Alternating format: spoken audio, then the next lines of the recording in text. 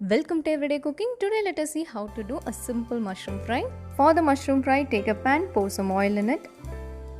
To this add 2 finely chopped garlic cloves and a quarter cup of chopped onions. Saute everything well. We have to saute this until the onions turns translucent. Once onions turns translucent, you can add the mushrooms. This is 200 grams of mushroom which is already cleaned and chopped. Don't add any water, the mushroom itself will leave some water. Add the required amount of salt. To this add half teaspoon of chili powder, half a teaspoon of oregano and half a teaspoon of pepper powder.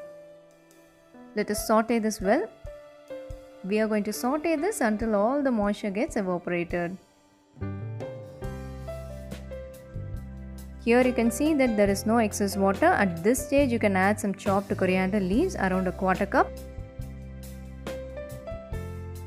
So here the mushroom fry is ready. Let us transfer this into another bowl. This is a simple recipe but it will taste so good. Hope you like the recipe. We'll join you in another interesting recipe and don't forget to subscribe our channel.